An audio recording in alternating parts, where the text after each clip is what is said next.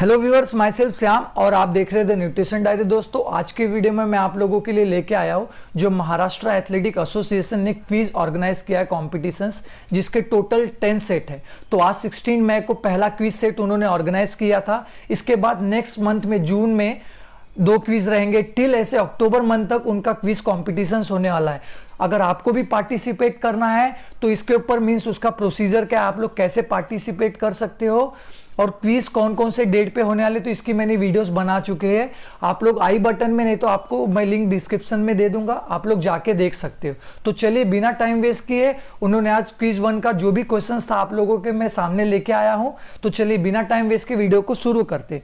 तो पहला क्वेश्चन क्या है, the hexathlon consist of how many event.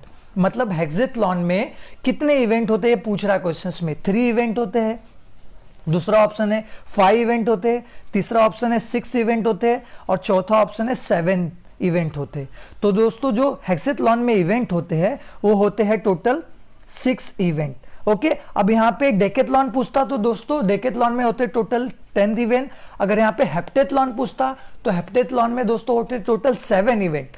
और अगर यहाँ पे पेंटेथलॉन पूछता तो पेंटेथलॉन में कितने इवेंट होते हैं दोस्तों, तो टोटल 5 इवेंट। और अगर ट्रायथलॉन पूछता तो उसके अंदर 3 इवेंट होते। बट हमारे यहाँ पे क्वेश्चंस क्या है, हेक्सेथलॉन, तो उसमें होते टोटल 6 इवेंट। मैंने आपको इस क्वेश्चंस के साथ और भी क्या क्वेश्चंस हो सकते हैं मैंने आपको बता दिया। अब बढ़ेंगे दूसरे नंबर क्वेश्चंस की तरफ। दूसरा नंबर क्वेश्चंस क्या है, what is the running distance radius in standard track of 400 metre. Okay, जिसको हम लोग आरडीआर बोलते हैं, running distance radius in 400 standard metre track में। तो कितना मीटर डिस्टेंस होता है, तो 36.50 मीटर। दूसरा ऑप्शन है 36.80 मीटर, तीसरा ऑप्शन है 36.60 मीटर और चौथा ऑप्शन है 36.70 मीटर। तो दोस्तों जो standard means running distance radius standard track का जो होता है 400 मीटर का, वो होता है दोस्तों 36.80 मीटर। ओके, तो हमारा सही जवाब होगा बी। अब बढ़ेंगे तीसरे नंबर क्वेश्चंस की तरफ। तीसरा नंबर क्वेश्चंस क्या है, where is the headquarter of world athletics. मतलब वर्ल्ड एथलेटिक्स का हेड क्वार्टर कहाँ पे है, तो पहला ऑप्शन है ग्रीस में, दूसरा ऑप्शन है स्वीडन में, तीसरा ऑप्शन है मोनाको में और चौथा ऑप्शन है स्विट्जरलैंड में। तो दोस्तों जो वर्ल्ड एथलेटिक्स का हेड क्वार्टर है वो है दोस्तों मोनाको में। ओके, तो हमारा सही जवाब होगा सी। अब बढ़ेंगे चौथे नंबर क्वेश्चंस की तरफ। चौथा नंबर क्वेश्चंस में भी आपको ये बेसिक्स क्वेश्चंस लगे, ये हमारा क्विज सेट 1 है दोस्तों जो महाराष्ट्र एथलेटिक एसोसिएशन ने ऑर्गेनाइज किया है। ओके, आप जैसे जैसे क्विज के सेट में पहुंचेंगे, टोटल 10 सेट है, तो वैसे वैसे क्विज का जो क्वेश्चंस का होगा वो एडवांस होता जाएगा। ओके, तो ये हमारा पहला क्विज है, तो याद रखिए नेक्स्ट मंथ में 2nd और 3rd क्विज, मतलब ऐसे टोटल 10 क्विज होंगे जो कि आप अक्टूबर मंथ तक होने वाले। तो आप इसमें पार्टिसिपेट जरूर कीजिए दोस्तों। ओके, और मुझे बहुत से भी लोग पूछते हैं कि सर ऐसे इस मतलब एथलेटिक्स गेम में या डिस्ट्रिक्ट टेक्निकल ऑफिशियल्स में या एफएसटी अगर आपको टेक्निकल ऑफिशियल्स का क्वेश्चंस देना है तो कैसे क्वेश्चंस पूछते हैं, तो इसी टाइप के दोस्तों क्वेश्चन पूछते हैं। अगर आप लोग एक क्विज ऑर्गेनाइज आप लोग पार्टिसिपेट करोगे तो आपको एक आइडियाज आ जाएगा। ओके, तो अब बढ़ेंगे चौथे नंबर क्वेश्चन की तरफ। Failure in high jump recorded as.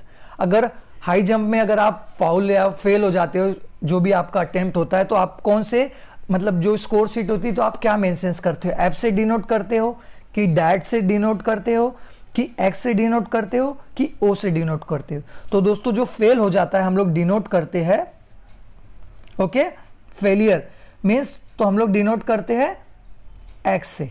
Okay, अब बढ़ेंगे हमारा 5वें नंबर क्वेश्चन की तरफ। 5वां नंबर क्वेश्चन क्या है, what is the standard height of hurdle in 110 hurdles for under 18 mains.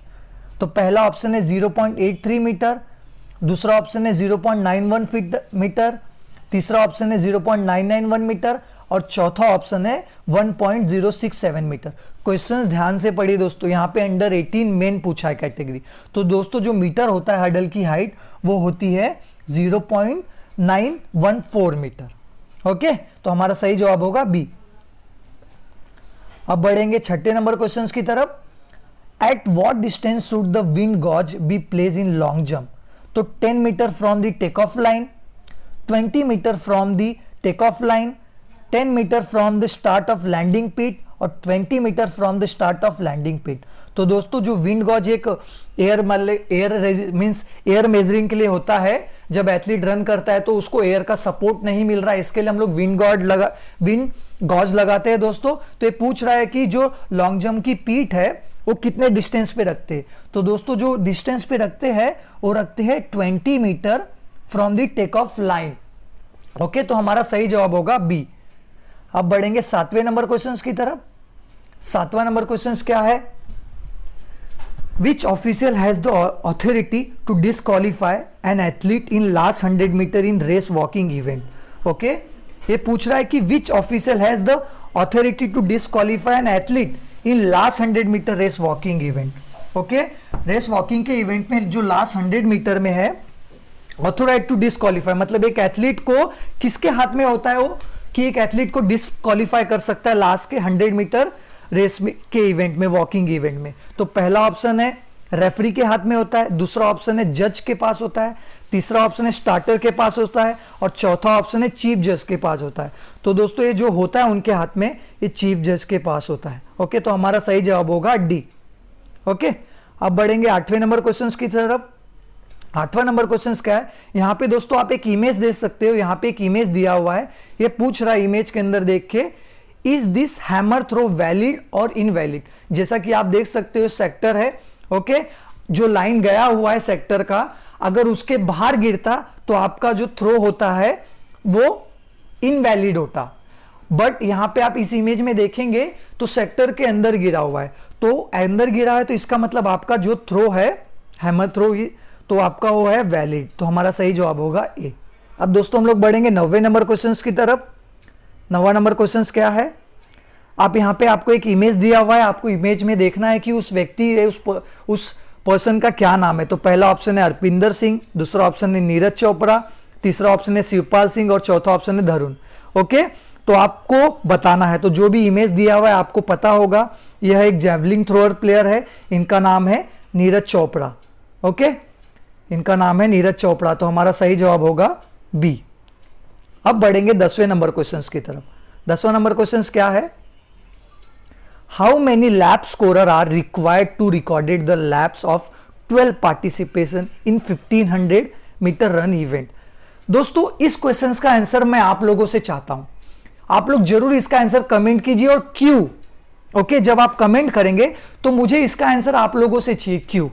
Okay, तो how many lap scorer means 1500 metre run event में, अगर उस इवेंट में 12 पार्टिसिपेशन है तो कितने लैप स्कोरर चाहिए होते? तो पहला ऑप्शन है 0, दूसरा ऑप्शन है 2 लैप स्कोरर चाहिए, तीसरा ऑप्शन है 3 लैप स्कोरर और चौथा ऑप्शन है 4 लैप स्कोरर।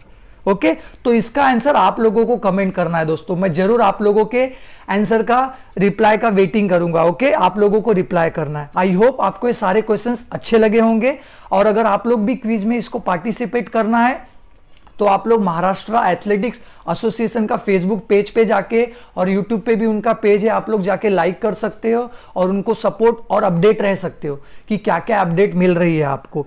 और भी जो क्विज होंगे मैं ट्राई करूंगा आप लोगों के लिए क्वेश्चंस बहुत सारे लाने का।